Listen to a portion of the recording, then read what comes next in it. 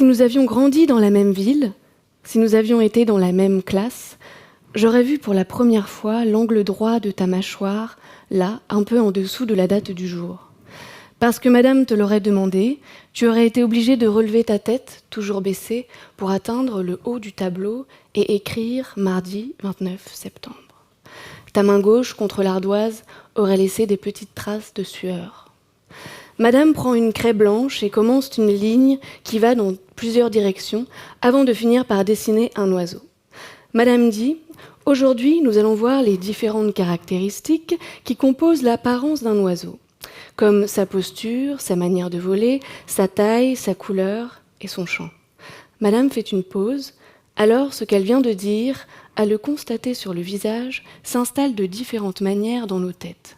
Ce que madame dit est coloré par chacun. Chacun comprend quelque chose qui lui appartient. Je te regarde. Est-ce qu'on pourrait mélanger les deux couleurs de l'intérieur de nos têtes ? Est-ce qu'on pourrait essayer de comprendre les oiseaux à deux, mais pas à toi puis moi, mais nous deux d'un coup en même temps ? Avant de commencer la leçon, madame t'a demandé d'écrire la date du jour au tableau. Alors j'ai vu pour la première fois l'angle droit de ta mâchoire. Tu as sur la joue un grain de beauté, duquel partent à l'aventure 3 poils noirs de toutes les beautés, de la plus grande des beautés que je connaisse dans tous les sens cette beauté. Sur ta joue, les 3 poils noirs sont épais comme ceux d'un grand chien courageux. Un grand chien courageux capable de dévaler les montagnes faites de falaises contre lesquelles mon cœur s'écrabouille sans blessure. Un grand chien courageux capable de manger sans danger les joues d'enfants hilars et dont le haut des oreilles est un peu corné par le ciel lorsqu'il se redresse trop vite. Un grand chien courageux qui, sans trop en faire, garde le meilleur de l'enfance. Un chien comme ça s'ébouriffe, nuit et jour, à l'angle droit de ta mâchoire.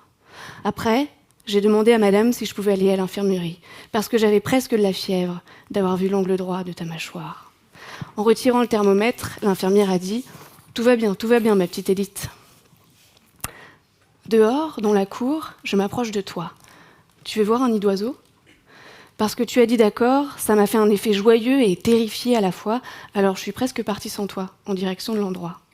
Pour que ça fasse une aventure, j'ai choisi l'arbre le plus loin de nous, pour avoir du trajet à parcourir un trajet avec toi, même si effrayant. Parce que le nid, il n'y en avait pas vraiment, je t'ai montré un endroit au hasard, dans le feuillage, qui ressemble, on s'était dit, à un légume qui pue. Tu as levé la tête pour regarder, c'était pour revoir l'angle droit. Il est droit, mais aussi il est large, et il se voit mieux relevé.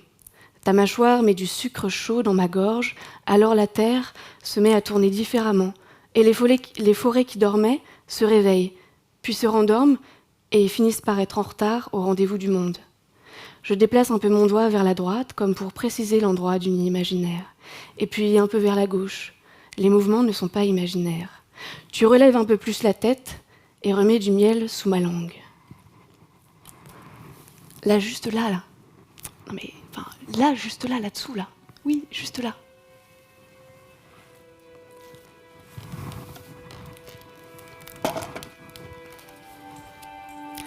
Pour dire non, tu as secoué la tête et ça a fait bâler les boucles qui sont au-dessus. Et le cheval, dans ma poitrine, s'est mis à galoper d'un coup. Tu as secoué la tête et d'un coup, le cheval, dans ma poitrine. Et tu as secoué la tête et d'un coup, le cheval a galopé tes boucles dans ma poitrine. Et il faudra dire à l'infirmière que certaines fièvres échappent au mercure.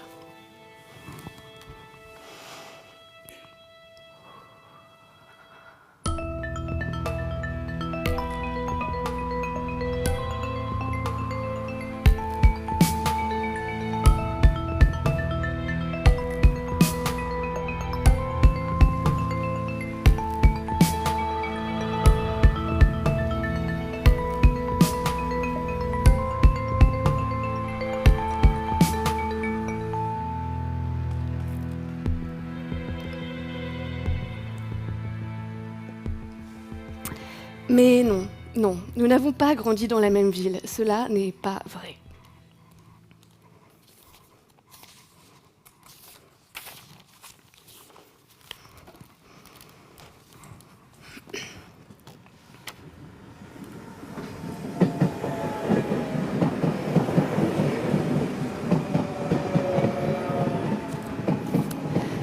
C'est arrivé dans un train direction Cergy. Un train où la place des bagages ressemble à des cajots en fer acides si l'on passe la langue dessus. C'est arrivé dans un train direction Cergy-le-Haut, pas à grande vitesse, cette histoire a mis du temps à démarrer. Tu es passé me prendre en scooter pour aller à la gare. Tu m'as tendu un casque trop grand pour moi. Quand tu enlèves le tien, tu ne penses pas au fait que tes boucles sont aplaties. Il faut attendre que quelqu'un te regarde. Et avec un geste rapide et très peu appliqué, un geste qui, dans le fond, s'en fout un peu, tu remets du volume à tout ça. Un regard posé sur toi te rappelle ton corps, alors tu l'arranges. Tu n'aimes pas ça.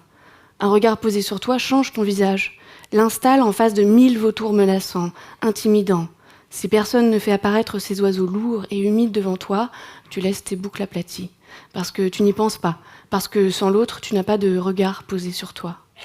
Sur le trajet pour aller à la gare, je m'agrippais au porte-bagages de ton scooter et mon casque cognait le tien lorsque tu freinais au feu rouge. Tes fesses allaient entre mes cuisses, contre mon sexe. Tu regardais à droite, puis à gauche, et parfois jusqu'à moi dans ton dos, moi j'observais les 3 grands poils sur le grain de beauté à l'angle droit de ta mâchoire. Ce qui est arrivé dans un train. Il fallait te prévenir de l'effet que tu me faisais, te demander ce que tu en pensais. Ce qui me traversait en ta présence, je voulais en parler avec toi. Tu t'es interrompu au milieu d'une phrase pour me regarder, seulement me regarder, d'une manière qui coupe la parole, abandonne la phrase que l'on avait commencée. Et au même moment, à cause des secousses du train, l'intérieur de ton genou gauche a touché l'intérieur du mien. Un court instant qui fut joyeux, mais très sérieux, petit arrêt cardiaque dans ma poitrine. Alors, en silence, on a commencé à se le dire, l'effet qu'on se faisait. Tu es devenue rouge et tu as sorti 2 clémentines de l'intérieur de ton casque, de scooter, pour passer à autre chose, parce qu'on n'était pas loin d'en crever de l'effet qu'on se faisait. J'ai attrapé le fruit que tu me tendais et j'ai commencé à l'éplucher. Tu as fait pareil avec le tien et nos ongles devenaient orange. De quoi sont faits, avant leur mise en récit, les événements qui deviennent fondateurs dans la mémoire des amoureux. La semaine suivant Cergy, je t'ai écrit. Tu vas aller au cinéma avec moi ce vendredi ? En t'écrivant, je te proposais officiellement que l'on se voit en dehors du travail. Devant l'entrée du cinéma qui scintillait comme une fête foraine, tu m'as prise dans tes bras dans un élan qui semblait t'avoir échappé. Confuse, tu as reculé rapidement. Dans la salle, tu as posé un pied sur ton genou. Les poils de tes jambes sont visibles car tes jeans sont courts. Je voudrais en avoir plein entre les dents. Ta chaussette jaune fluo, dont l'élastique est détendu, faisait un col bouffant à ta cheville, une collerette de roi. Si près de toi, j'ai senti dans mes cuisses un silence s'étirer, un silence d'une heure bleue, ce bref instant du crépuscule durant lesquels les animaux de la nuit ne sont pas encore levés et ceux du jour déjà endormis. Alors jamais la terre n'est aussi silencieuse. On raconte aussi qu'à cet instant, le monde des vivants et celui des morts se rejoignent. Les moments passés à côté de toi, avec ce qu'ils provoquent en moi, semblent à la fois s'étirer et déjà trop vite passer. Les bandes annonces ont commencé et tu es allé aux toilettes. Après avoir fermé le loquet de la porte, tu commences à descendre la fermeture éclair de ta braguette, lentement. Et brusquement, tu ressens une forte douleur dans le dos et la poitrine. Tu sembles la connaître. Tu places tes 2 mains contre le mur. Tu grimaces un peu, mais tu ne t'inquiètes pas. Tu respires profondément. La douleur s'intensifie. Elle est à un point précis. Tu as l'impression que ta vue se trouble. Maintenant, la douleur t'oblige à t'appuyer sur le distributeur de papier pour te maintenir debout. Tu essaies de respirer plus profondément. Tu t'agrippes un peu plus et sous ton poids, le distributeur se décroche du mur. Tu chutes. Et dans cette chute, ton front heurte violemment la céramique. Ton arcade éclate. Tu t'effondres au sol. Le sang coule le long de ton visage jusqu'à l'angle droit de ta mâchoire. Ta bouche se crispe. La ligne noire entre tes lèvres trace un V, un simple V, au crayon fin, comme un oiseau sur un dessin d'enfant. Entre tes lèvres, un oiseau de malheur prend son envol. Tu es revenue des toilettes juste avant que le film ne démarre, tu n'étais pas morte. En te rasseyant, tu m'as souri, j'ai voulu te faire un baiser sur la joue, mais nos lunettes se sont entrechoquées. Ma bouche n'a pas eu le temps d'atteindre ton visage. Après, aucune de nous n'a osé toucher la main de l'autre. Je sais pourtant que nous y pensions. Toutes les deux. Nos mains allaient de notre cuisse à l'accoudoir en s'évitant parfaitement. Alors, comme nos corps ne nous permettaient pas de nous rapprocher, comme nous le souhaitions, nous avons commencé à commenter chaque scène du film en riant exagérément. Et de cette manière, nous pouvions être ensemble. Nous pouvions être ensemble malgré nos corps effarouchés et pudiques, et je ne crois pas que le film était si drôle. Tenter d'être ensemble, sans y arriver vraiment, nous obligeait déjà à rire.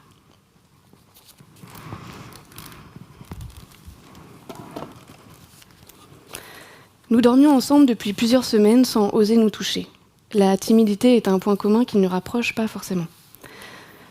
Le matin, tu baisses la tête, ne me regardes jamais dans les yeux. Je peux passer ma main dans tes cheveux ? D'accord.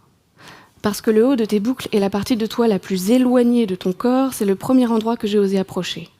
Bouclés comme ça au-dessus, tes cheveux ont l'air vraiment loin de toi, assez loin pour que j'ose m'en approcher. Ce n'était pas vraiment te toucher, car ça, je n'en avais pas le courage. Et une fois que ma main là a été là, tu n'as rien fait, rien changé, rien dit, rien arrêté et rien commencé. Tu as fait comme si elle n'y était pas ou comme si elle y avait toujours été, ce qui est faux. Si j'avais peur de ta réaction, que tu n'en aies aucune, m'avait franchement déstabilisée. Tu veux rester déjeuner ? D'accord. Nous avons débarrassé ton bureau et mis le couvert. Dans chacune des assiettes, tu as servi 2 nuggets cramés et de la purée mousseline trop liquide. Nous avons commencé à manger. Tu t'es relevé pour sortir du frigo une grande bouteille de ketchup format familial que tu as posée sur la table. À cet instant, quelque chose s'est produit en moi. J'ai souvent eu honte de mes lacunes en art de la table, difficiles à dissimuler. Grâce à cette bouteille de ketchup, je fuirai moins tôt de chez toi le matin. Elle est un des points de départ de l'histoire. Tu ne ravivais aucune de mes hontes. Tu as allumé la radio et nous avons continué à manger ce festin. Sur le trajet pour aller de chez toi à chez moi, je traverse un pont au-dessus du périphérique. À cet endroit, le ciel est dégagé des 2 côtés et souvent de couleur orange à l'heure où je passe. Les paysages qui te précèdent sont comestibles. La première fois que nous nous sommes embrassés, c'était dans la nuit.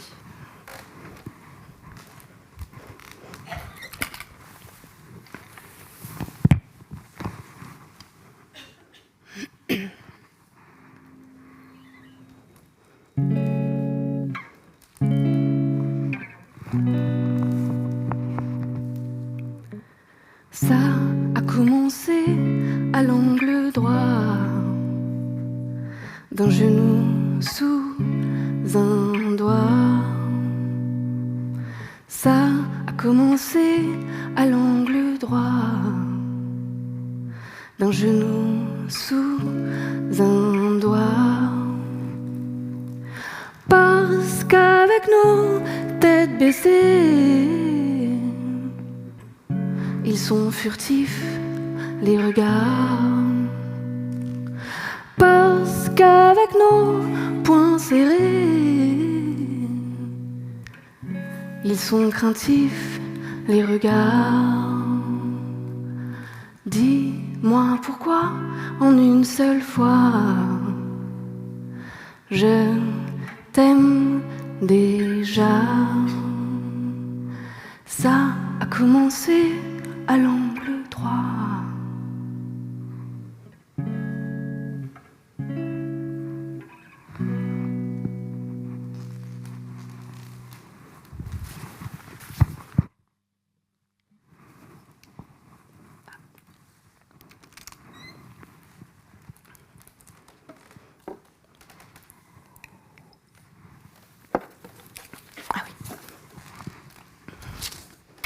Ce week-end, nous allons à Bolbec, j'ai réservé une chambre d'hôtel. Il a neigé sur la plage, tu ouvres la fenêtre de la chambre pour fumer une cigarette. Tu presses tes cuisses contre le radiateur et attends que la chaleur arrive jusqu'à ta peau. Cela met toujours un peu de temps, mais une fois qu'elle est là, que la petite douleur est là, même si tu as déjà retiré ton jean du radiateur, elle ne s'en va pas, elle est là. Tu refermes la fenêtre et décides d'aller te promener. J'imagine. Tes yeux, grands ouverts, sont fixes. Des flocons de neige s'accrochent au bout de tes cils. Le sang dans la neige creuse des galeries jusqu'au brûlant de la terre.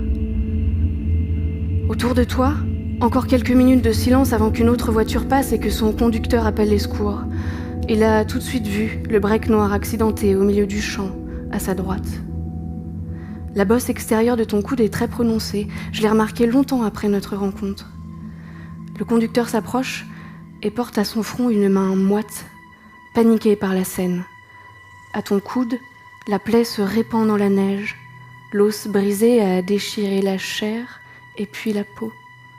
Ton menton est relevé et tes bras ouverts, ce qui ne te ressemble pas du tout. Tu as été ébloui par des phares, tu as eu un moment d'inattention. Nous allons vouloir comprendre, passer des années à essayer de comprendre pour ne pas les passer à réaliser. L'homme t'a regardé d'en haut, ton cœur, à ce moment-là, battait-il encore? Et le grand chien courageux sur ta joue, avait-il eu le temps de s'échapper à travers champs? Était-il encore là, à te lécher le bras?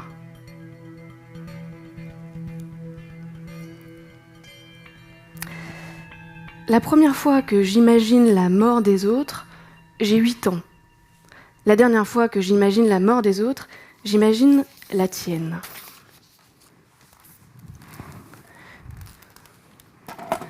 Lorsque tu reviens de ta promenade, je suis dans la salle de bain, face au miroir. Tu me vois et ton regard est particulier. Tu le soutiens pour que je ne doute pas de ce qu'il dit. Ça te va bien, cette barbe? Dans tes yeux, je l'ai vue, ma barbe. Mes sœurs se servaient de la mousse du bain pour former sur leurs joues une fausse barbe. Devant le miroir, avec la nageoire de la baleine en plastique, on se rasait les joues et le menton. Dans la salle de bain, sous nos doigts de pied, le lino qui ondulait à certains endroits faisait un bruit de sparadrap. Avec Petite, on savait que près de la fenêtre, il y avait des crevasses pleines de moisis. En cachette, on soulevait délicatement, comme pour ne pas effrayer les crevasses, et le moisi se dévoilait. Des trous comme des déchirures, pas propres. Ça nous dégoûtait, et on adorait ça. Un dimanche, mes sœurs n'ont pas mis de mousse à leurs joues. Elles ont couru directement jusqu'à la télé. La psychologue a dit « Normalement, ça n'arrive pas aussitôt chez les filles. » La psychologue a dit « Normalement. » Enfant, je croyais que seuls les garçons avaient le droit d'être amoureux des filles. J'entretenais ma barbe imaginaire comme on entretient une promesse d'amour. Un dimanche, mes sœurs avaient oublié leur barbe. Devant le miroir, j'ai levé le menton et approché la nageoire de la baleine de mon visage recouvert de mousse blanche. Contrairement à elle, me raser n'était pas qu'un jeu. Cette barbe n'était pas visible, mais elle existait à un endroit qui ne se raconte à personne et me rendait prisonnière. Je l'appelais ma tête secrète. Ça te va bien, cette barbe? Dans tes yeux, je l'ai vue, ma barbe, châtain clair, taillée comme j'aime la tailler pour les soirs importants. J'hésite toujours un peu quant à la ligne dans le cou. Je suis maniaque, mais nette, ça fait un peu connard. J'ai caressé mon menton et mes joues, je t'ai remercié, et nous avons éclaté de rire. Pour me protéger de la honte, tu t'installes ostensiblement dans mes yeux, m'empêchant ainsi de les baisser, de peur de te faire tomber. Quand tu t'installes comme ça dans mes yeux, je dois demeurer la tête bien haute pour te garder en équilibre à l'intérieur, comme un fruit rond dans la paume d'une main qui ne le serre pas. Un fruit à la chair rouge.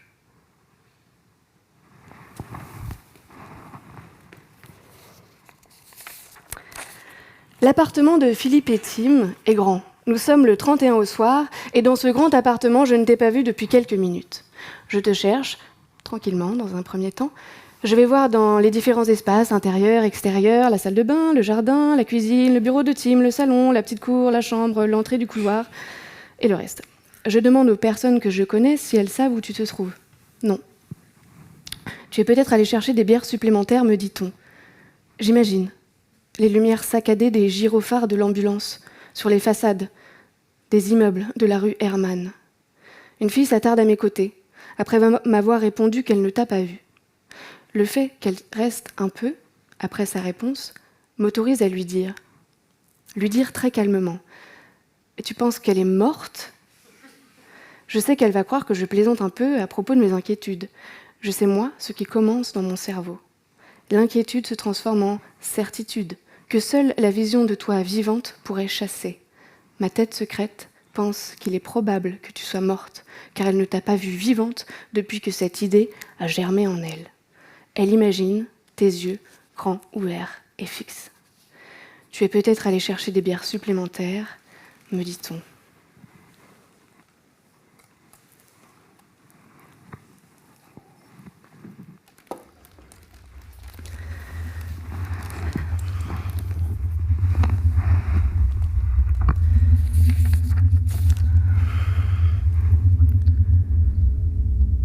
Entre ses pouces, le visage de ma mère s'écrase contre le cuir noir du volant.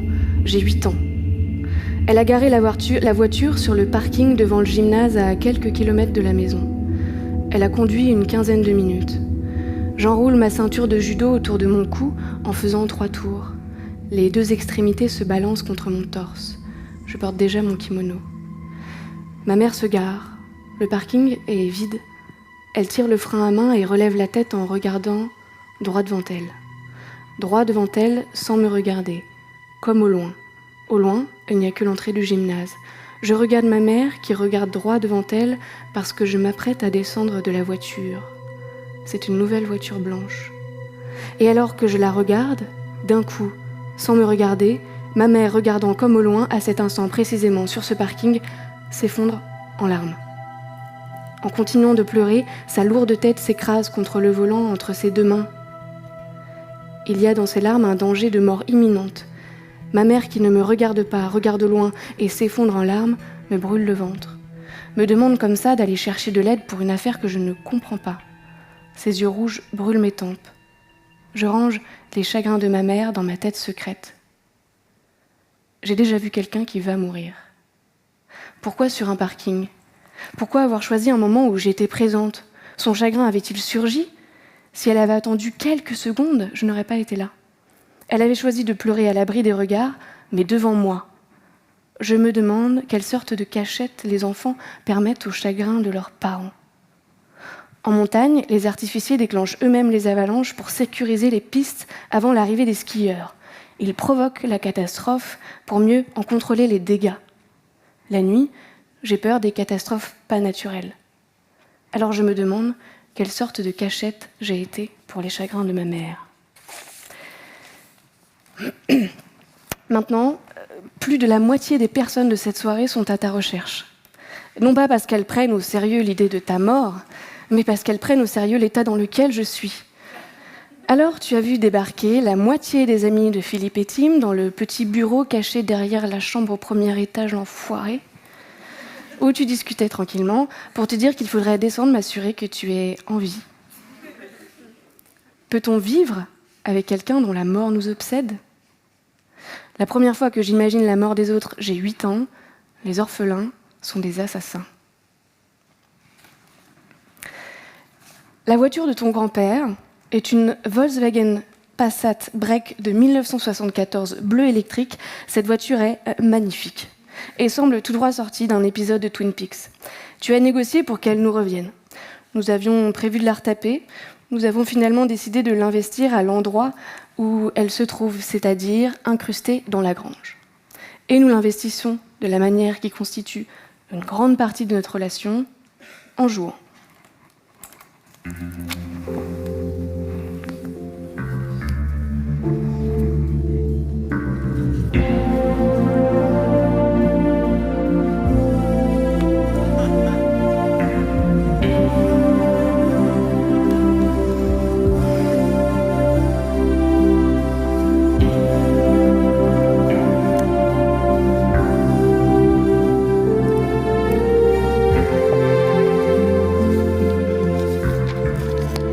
Inspecteur Ellie Chelsea du comté de Wisconsin. Je suis chargée de l'enquête sur la disparition de Jennifer Pims. Ellie Chelsea est adossée à la voiture. Teresa Trevis, enchantée, chef du pôle Cold Case de Nanterre. Oh, je sais qui vous êtes, Miss Trevis. Ici, dans l'Iowa, votre réputation vous précède. N'en dites pas plus, inspecteur. Oh, sachez, Miss Trevis, que je prête aucune attention aux racontards. Un jour, un professeur, et je l'estimais en grande pompe, m'a dit « Toujours, tous ceux qui vous attaquent ne parlent que d'eux-mêmes et de leur peur. » Et je dois vous dire, Miss Trevis, que je le vérifie chaque jour. Ne serait-ce pas du professeur Pellmell de l'université de Cambridge dont vous parlez ? Oh, vous le connaissez ? Absolument. Je vous laisse conduire ? Entendu. Ellie Chelsea lance le trousseau de clés à Teresa Trevis. Elles prennent place dans la voiture. Ellie Chelsea allume une cigarette et baisse la vitre de sa fenêtre. Vous savez, j'ai relu le dossier cette nuit. Quelque chose me tracasse. Tous les membres de la famille ont été interrogés, excepté le cousin du père, Jackson Hervey. Intriguant, en effet. Prenez à gauche, Miss Travis. On va se faire le meilleur sandwich du quartier. Excellent. Adossés au capot, Ellie Chelsea et Teresa Travis dégustent le meilleur sandwich du quartier. Bon, inspecteur, quelle est votre histoire ? Mon histoire ?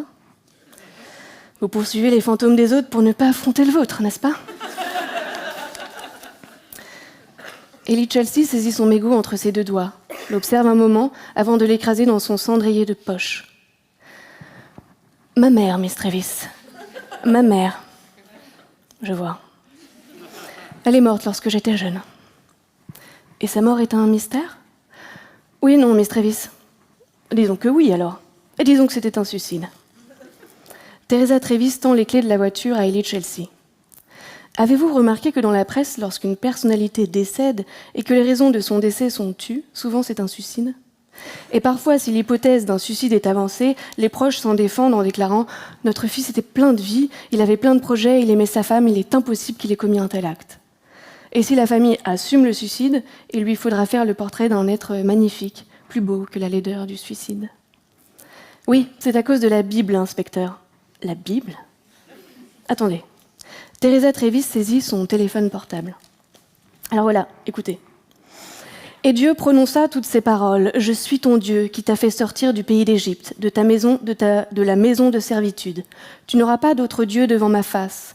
Tu ne te feras pas d'image taillée, ni aucune figure de ce qui est en haut dans le ciel, ou de ce qui est en bas sur terre, ou de ce qui est dans les eaux au-dessous de la terre. Tu ne te prosterneras point devant elle, et tu ne te serviras... » Ouf, c'est très très long, Miss Travis. Attendez un peu. Alors, honore ton père et ta mère, afin que tes jours soient prolongés dans le pays que ton Dieu te donne. Tu ne tueras point. Voilà. Tu ne tueras point. Tu ne tueras point personne, ni toi-même, car ta vie appartient à Dieu, et on ne tue pas un enfant de Dieu, même si l'enfant, c'est toi-même. Vous vous intéressez à la Bible, Miss Travis ? Je m'intéresse aux fictions, inspecteur. Je m'intéresse aux fictions qui... Vous saviez qu'avant 1791, le suicide était un crime puni par la loi ? Avant 1791, les personnes qui se suicidaient étaient jugées après leur mort. Et si le suicide était avéré, leur corps était pendu par les pieds et leurs biens confisqués. Les sièges de la voiture de ton grand-père sont en cuir. Quelques vieux papiers traînent ici et là. Le nombre de personnes laissant une lettre d'adieu avant de se suicider varie entre 25 et 30%.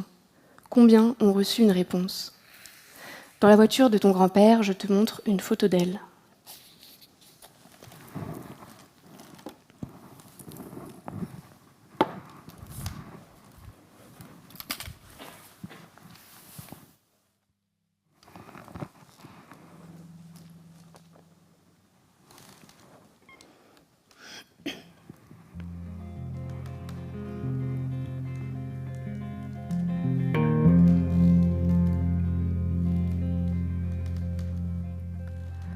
Avant la colère, je vous ai tout dit sur les bruits, sur ma mère. Avant la colère, à vous l'inconnu, qu'avant ça je n'avais jamais vu. Je reviendrai au garde à vous raconter ce que retiennent le garde-fou. Avant de pouvoir embrasser 100 fois ces nouveaux regards posés sur moi, je passerai vous voir pour compter 100 fois cet ancien regard qui fait les 100 pas. Je reviendrai au garde à vous raconter ce que retiennent les garde-fous. Et dans les heures souterraines, assise face à vous, j'entends les sirènes et les fous. Assise dans ces heures souterraines, assise face à vous, je teindrai les sirènes, j'enlacerai les fous. Je reviendrai au garde à vous raconter ce que retiennent les gardes-fous.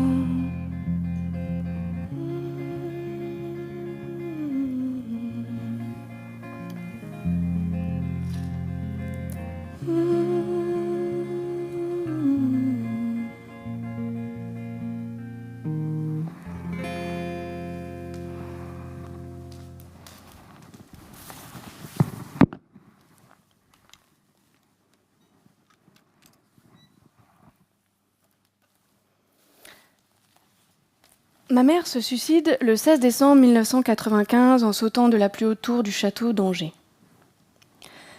Salut Pauline, j'espère que tu vas bien. J'ai un service à te demander. Tu y réponds quand tu as le temps, bien sûr.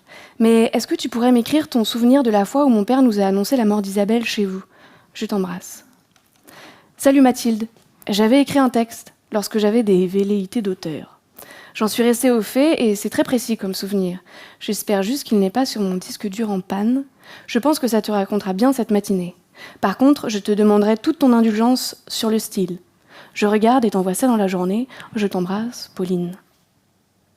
Salut Mathilde. J'ai retrouvé mon texte et je m'adresse à ta grande sœur. J'espère que sa lecture ne sera pas trop douloureuse. Je t'embrasse, Pauline.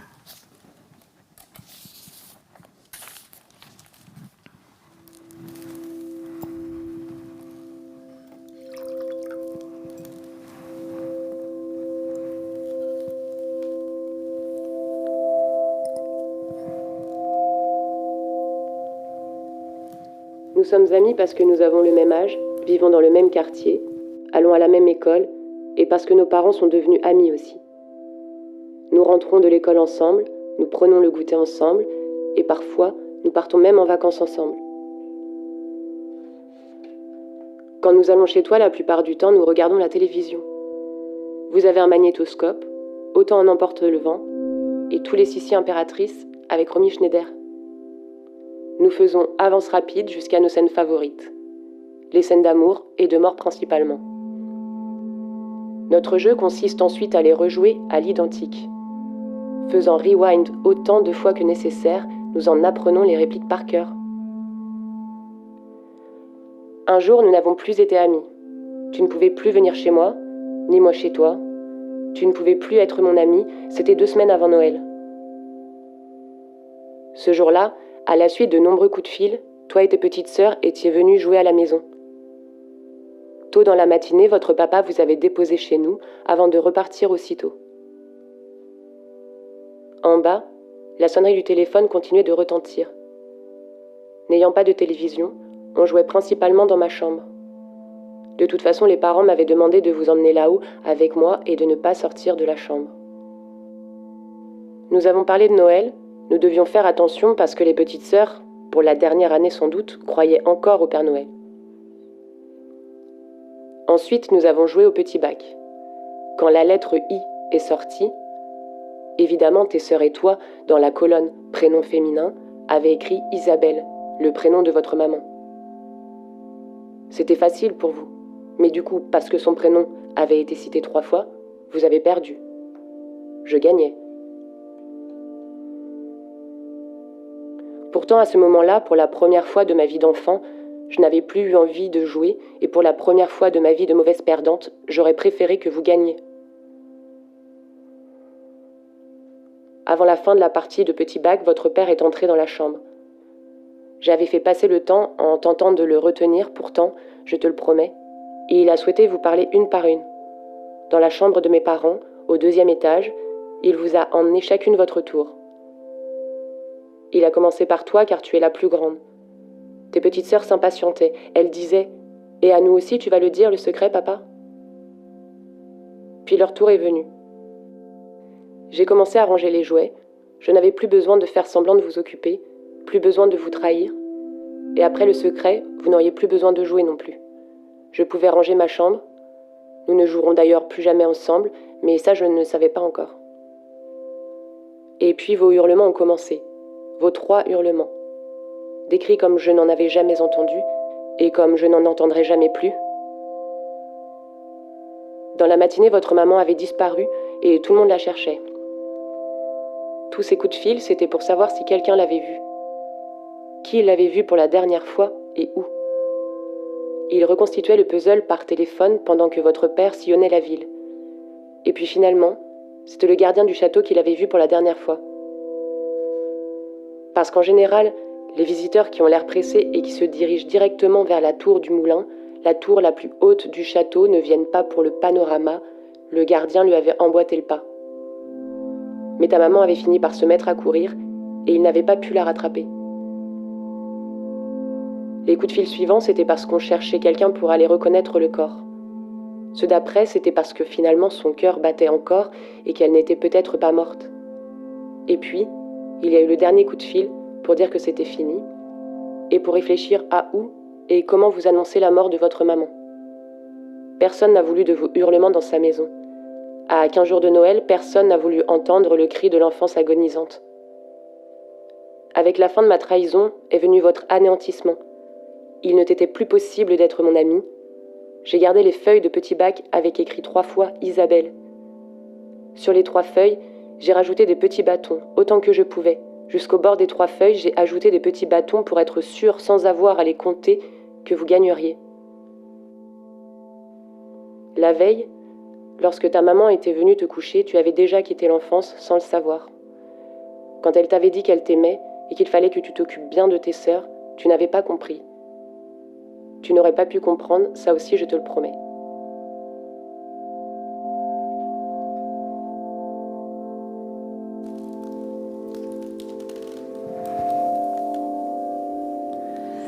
Une nuit, tu me retrouves dans la cuisine effondrée en larmes et tu t'assois à côté de moi.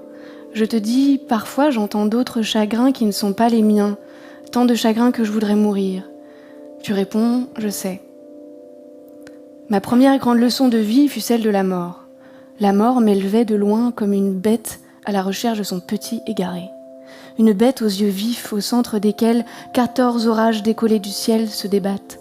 Elle rôde, elle prend toute la place. Je te dis, parfois je ne ressens plus rien, plus aucune émotion, plus aucun sentiment.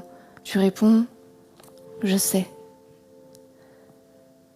Les émotions sur le chemin entre moi et l'autre sont mal organisées. Soit elles surgissent, soit elles n'existent pas. C'est la bête qui fait des allers-retours entre l'autre et moi. C'est elle qui orchestre les émotions afin qu'elles soient déstabilisantes. La bête, elle veut m'isoler. Elle a des yeux terribles, si tu la voyais. Elle est terrible et je l'adore depuis toute petite. Cette nuit-là, tes réponses ont fait rugir la bête. Elle a grogné pour marquer son territoire. Elle a fait quelques tours sur elle-même en regardant dans notre direction. Elle pensait te faire fuir. Je l'ai sentie s'agiter, nerveuse face à ta présence. C'est une sensation nouvelle. Sa vulnérabilité à elle face à notre complicité. Plus je te parle d'elle, et plus je l'entends frapper le sol, frapper la terre de mon dos, puis la terre au loin. La bête panique. Elle n'aime pas que je te parle d'elle, mais je continue. Et le chemin entre moi et l'autre grossit, grossit et rapetisse la bête et son pouvoir.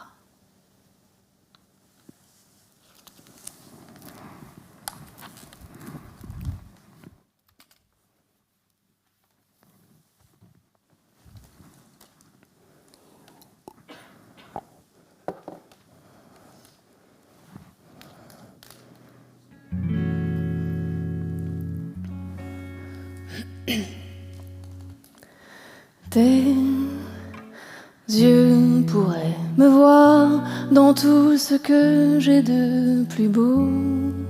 Et tu voudrais savoir si j'ai des marques dans le dos, dans le dos, dans le dos, dans le dos. Je t'aime après la guerre. Si c'est trop, je t'aime après l'enfer.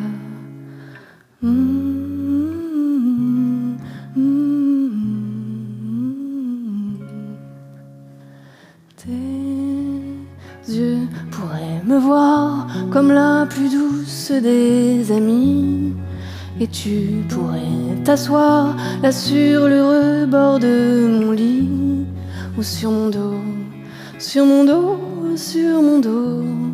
Je t'aime après la guerre. Si c'est trop, si c'est trop, je t'aime après l'enfer.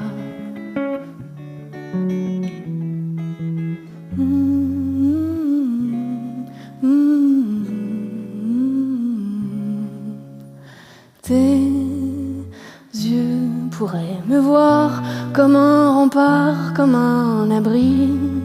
J'aurais voulu savoir confier tes peines à la nuit, ou les porter sur mon dos, sur mon dos. Je t'aime après la guerre. Si c'est trop, si c'est trop, je t'aime après l'enfer.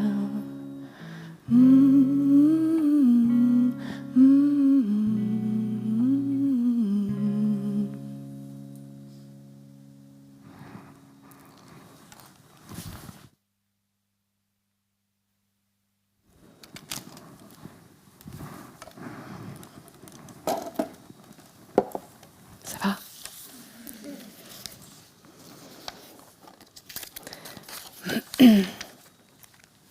Je ne sais rien du suicide.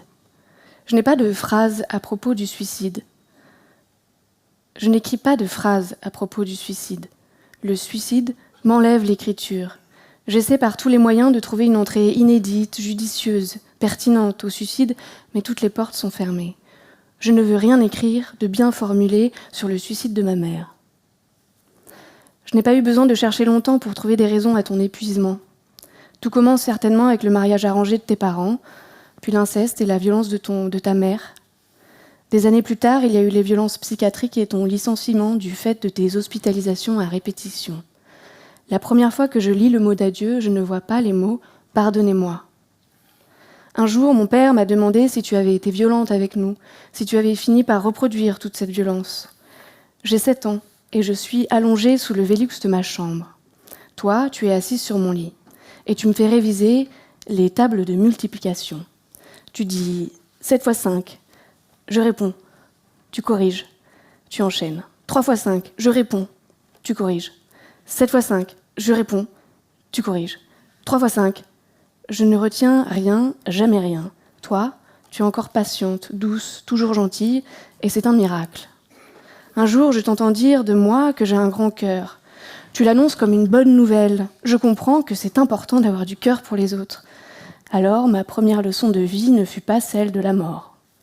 J'ai été obsédée par la nature de la solitude qui a précédé ton geste, au point de vouloir la faire mienne pour me rapprocher de toi. Mais l'instant qui précède ton suicide nous échappera toujours.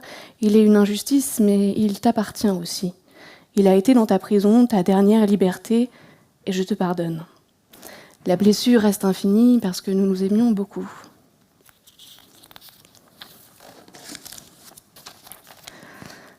Si nous avions grandi dans la même ville, j'aurais vu pour la première fois le jaune fluo de tes chaussettes en dessous de la porte des toilettes. Parce que petite te l'aurait demandé, tu aurais accepté de monter la garde pour moi. Dans les toilettes, les garçons grimpent à tour de rôle sur les panneaux en bois pour regarder. Alors, on monte la garde, on surveille, en glissant un pied sous la porte pour le dire à l'autre. Dans les toilettes, je fixe le petit espace de lumière sous la porte fermée. J'attends le retour de petite. Elle revient en courant et s'écrie qu'elle ne t'a pas trouvé. Si tu ne la trouves pas, le petit cerisier qui est dans ton ventre, parce que tu as avalé un noyau la semaine dernière, va grandir d'un coup. Mamie cuisine des clafoutis aux cerises cramées moelleux. Les noyaux qui restent dans l'assiette, après avoir fini de manger, nous servent à prédire l'avenir. En les comptant jusqu'au dernier, il faut dire à voix haute et dans l'ordre « fille, femme, veuve religieuse, fille, femme, veuve religieuse, fille, femme, veuve religieuse ». Petite avait fini par avaler le dernier pour ne pas être veuve. Mamie nous avait appris que ce jeu, à sa connaissance, aucune version n'existait pour les garçons, alors on l'avait inventé. Pépé, motard, curé, pépé, motard, curé, pépé, motard, curé. Petite arrive dans les toilettes en criant « Je l'ai trouvé, je l'ai trouvé, je l'ai trouvé, j'ai trouvé Michel. L'arbre il restera petit, tu l'as dit. » Sous la porte, le pied de Michel Baume.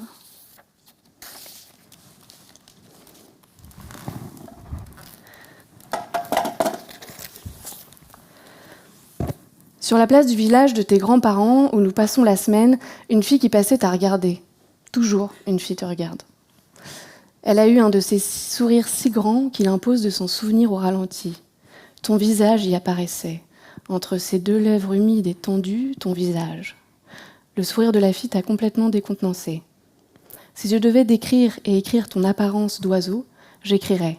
Dans le même corps semble cohabiter une gêne ancestrale et le plus grand intérêt aux autres que je connaisse, ce qui fait des déplacements joyeux et maladroits. Tu es persuadé, contrairement à moi, que les personnes volontairement méchantes n'existent pas. Tu adores organiser les trajets et tu marches les mains croisées dans le dos.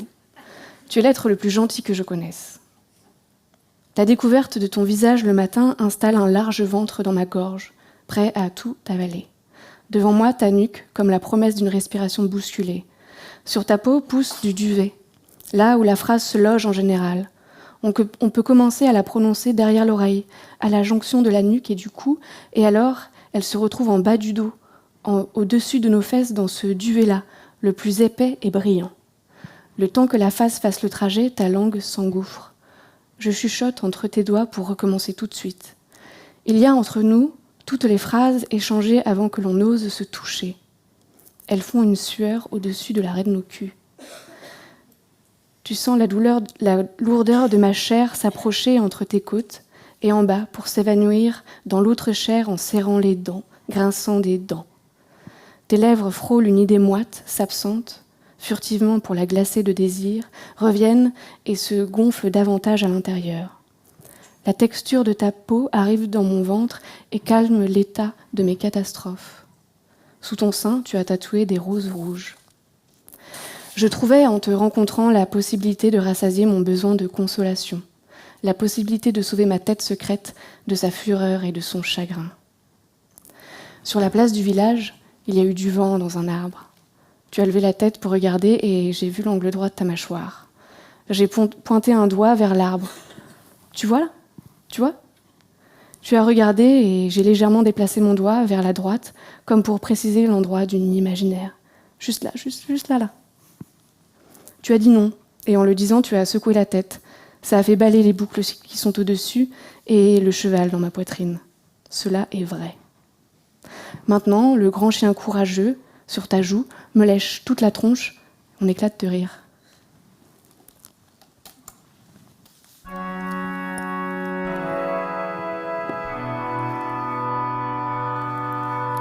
Ça a commencé à l'angle droit d'un genou sous un doigt. Parce qu'avec nos têtes baissées, ils sont furtifs, les regards. Parce qu'avec nos poings serrés, ils sont craintifs, les regards. Dis-moi pourquoi, en une seule fois,